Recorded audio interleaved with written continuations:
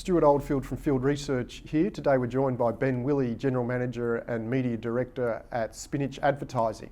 Thanks for your time today, Ben. Thanks for having me. Ben, we've got the federal election out of the way. Has there been an uptick in willingness to spend by your clients? It's a very good question. What we do know is that advertisers are generally very nervous in the lead up to elections, and they tend to stay away.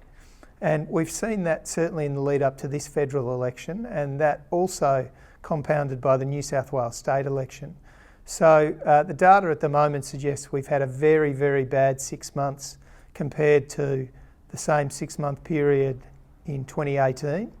And what we do know is that May and June will start to look healthier. And the real test for the advertising industry will be July onwards, when we see what's happening in the ad market and some normality returns. And I think given that we're so closely linked to global markets these days, it'll really be a reflection of how well the economy is doing across the board. You mentioned the global picture. How are global clients looking at the Australian market? Is it a source of growth and stability or a backwater? No, Australia certainly punches above its weight when it comes to advertising. There's a lot of data to suggest that we perform significantly well in awards and effectiveness evidence of our campaigns, and that is overrepresented compared to us being a small market globally. Perhaps let's turn our attention to the outdoor advertising sector. They've had a great run. Do you expect the growth to continue there? I do. The outdoor sector is doing very, very well, and a lot of that has to do with its ability to reach a lot of people quickly. So it's now a very effective broadcast medium. It's also a high quality medium. So what we're seeing is that a lot of formats are now being digitised, and what that enables advertisers to do is to have their messages pop with a better quality of colour and better at night, and a better ability to attract people's eyes to those messages. So the outdoor sector's been performing very well, and advertisers are really seeing the results of their spend in that area too. And perhaps can we contrast that with the TV advertising market? How's that standing up? Yeah, TV's in a really interesting space at the moment. They've lost a lot of audience, especially in some really valuable demographics.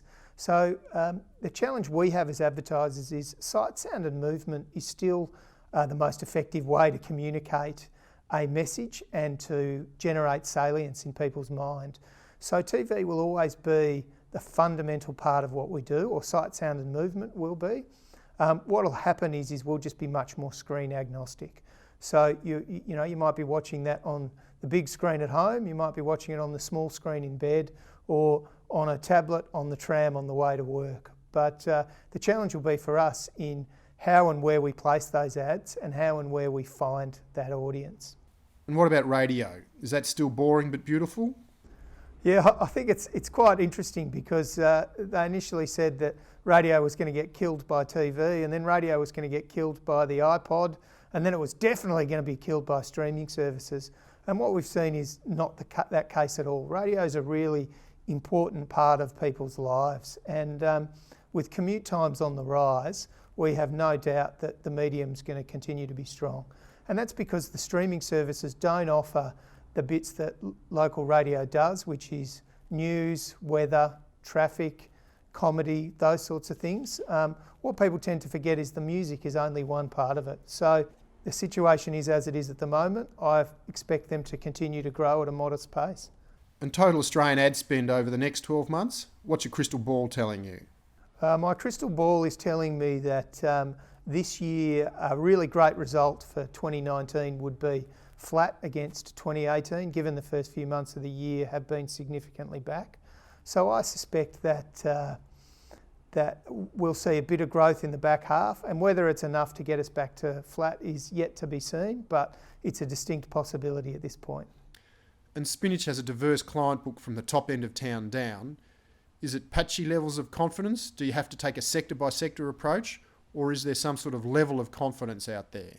Look, there's certainly a lot of latent confidence, but there is nervousness about what's going to happen globally. So I think what we're seeing is consumer sentiment is starting to, will hopefully start to rise as house prices start to rise. And once we see that trend increase, you'll see a lot more confidence from clients, and they'll be more willing to commit to projects, new product launches, those sorts of things that drive the market. And what's happening on the ad technology front? It's a fast-moving world. Well, ad tech is really interesting. There are thousands of vendors out there. And what we do know is that the ability to knit together devices like your phone and your tablet and your desktop computer means that we can have less of that annoying blind retargeting of after you've bought a product and then it follows you around the internet for the next 6 weeks. No thank you to those manufacturers. I'm not collecting toilet seats. I bought one and now I can move on with my life. So what we're seeing is ad tech is getting better and better at helping us control the frequency of those messages and the environment of those messages.